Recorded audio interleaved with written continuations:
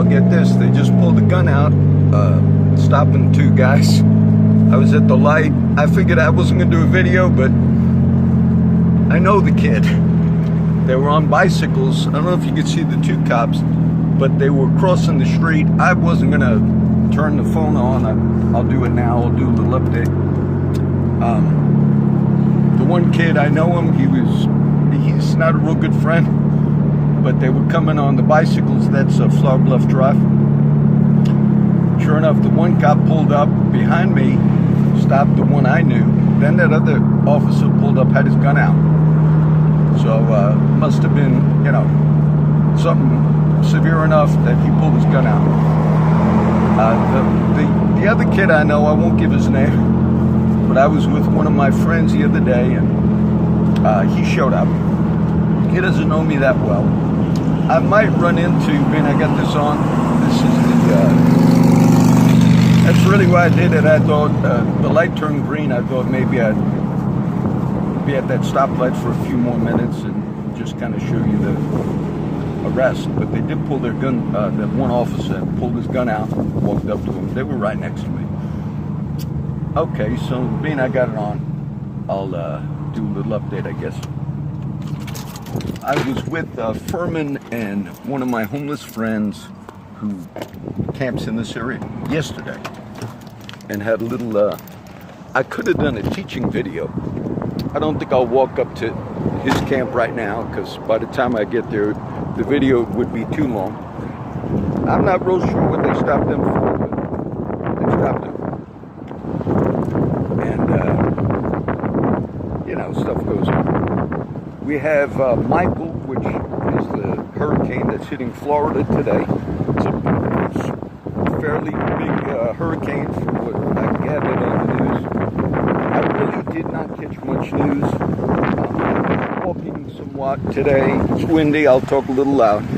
And I'm going to upload some teaching videos in a few minutes. The only thing on the whole discourse that's Senator, let me say this. The other thing I could have caught on video, but I didn't turn it on for that. There was, right before you seen me with that arrest there, there's some guy in a Jeep, and he's got a handwritten note on the back of his Jeep. Now, we've seen political signs before, but he wrote it in magic marker, and it said, the Democrats would sell their soul if they had any.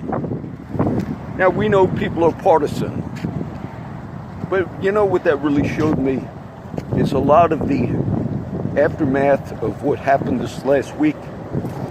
I don't think it played well for that side of the aisle. I think a lot of people took it to heart, and even the liberal media actually will say they kind of think it might give a bump. The midterm elections, which is 20-something days away, normally the opposing party normally wins historically, meaning Democrats should pick up seats in both the House and Senate. It's normally how it works. We'll see what happens. You know, there was one comment from Hillary Clinton that said, Rand Paul said, we need to be careful. He thinks someone's going to wind up getting assassinated because of the rhetoric. You know, yesterday I was reading a news site on Twitter. If you type in the letters KI, what would come up as the third ranking, meaning it's like a search engine, but if you're doing it on Twitter, which I've never searched anything on Twitter, but what came up as the third highest result was Kill Kavanaugh. There's even a hashtag that says Kill Kavanaugh. You know, Hillary Clinton said it's time for us to be uncivil. She said yesterday, I guess, it's time for us to be uncivil. I think if there's, you know, things happen in society and in life. Rand Paul, he's a Republican senator, somewhat of a, forget the word for it, but he was beat up by his neighbor a few months ago, attacked him pretty bad. The media kind of made it look like it was no big thing, but actually it had to do with politics. They said it was over some issue. So you had multiple occasions. I'll just mention that because do you think you can speak to the Democrats? No. The party that is going the way they're going is going to go that way. Do what you want to do. All right. So that was interesting because it just happened right in front of me, you know. The black officer had his gun out. The other kid that I knew, I was with him and my other friend a few days ago, sitting in the pickup truck. This is not a teaching, but when I was sitting with some of my homeless friends yesterday, I almost made a video because I'll do something beneficial real quick. He read it. There was a hat that he found, and he read the name on the back of the hat. And I was with Furman and Ray, and the name was Emmaus, the last name of the person. And I was going to turn on the camera and say, okay, guys, that's a Bible word, and then teach on the road to Emmaus, which were the two disciples after the crucifixion. Before they knew that Jesus was risen, they ran into a stranger on the road.